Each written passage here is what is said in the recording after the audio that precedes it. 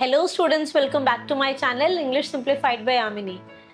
If you also want to improve your English, speak fluently and avoid simple and silly errors in your English grammar, so today's topic is for you.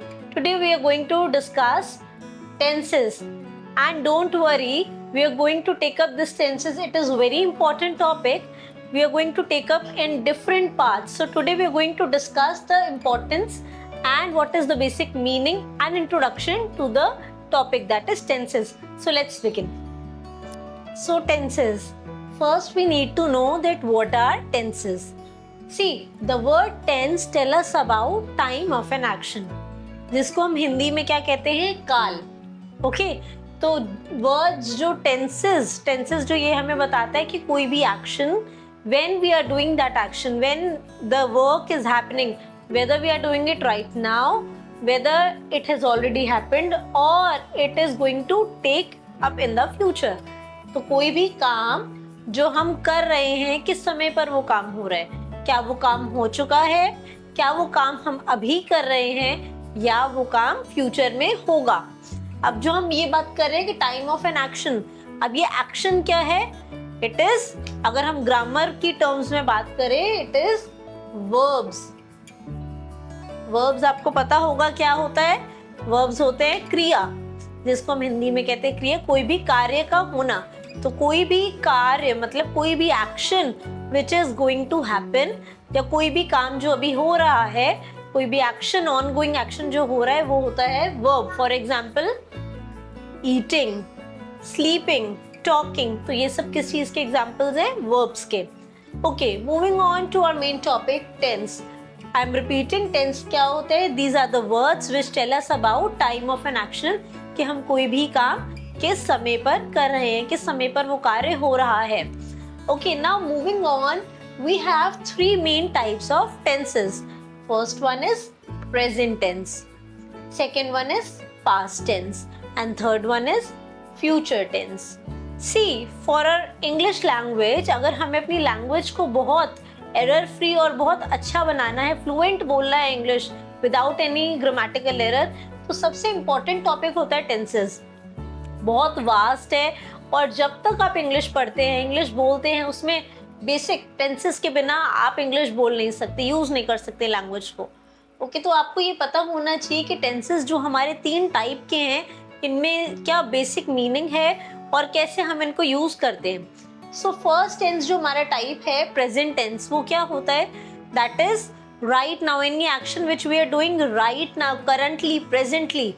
Okay, जो चीज हम अभी कर रहे हैं, कोई काम जो अभी हो रहा है. For example we are studying right now, so हम पढ़ रहे हैं अभी, ये कार्य अभी हो रहा है. और studying क्या है, कि हम कोई कार्य कर रहे हैं, कोई काम हो रहा है, verb, action हो रहा है ना. तो we are studying right now, so it is present tense, हम अभी वो कार्य कर रहे हैं.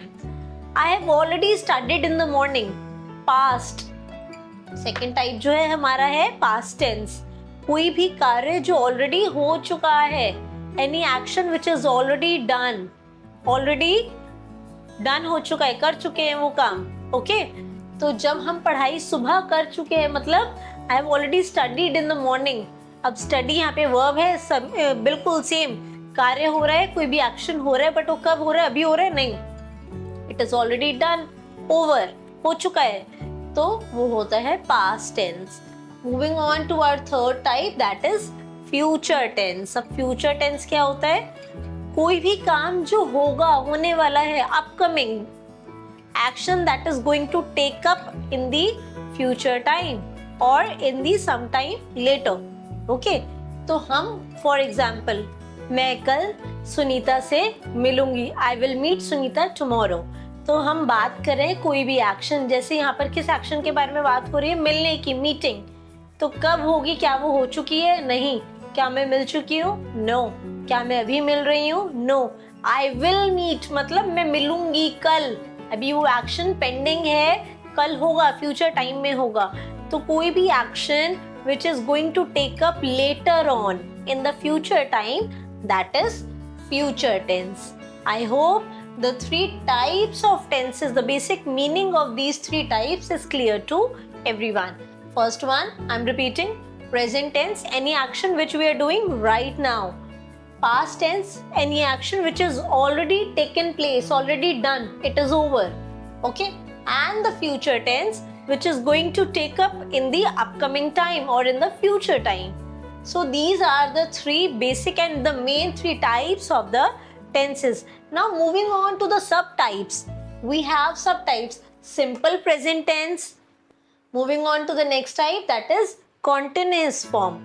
Continuous, present continuous tense, then perfect, present perfect tense, and then the fourth type is present perfect continuous tense. In the same manner, we have simple past, past continuous, past perfect, and past perfect continuous tense.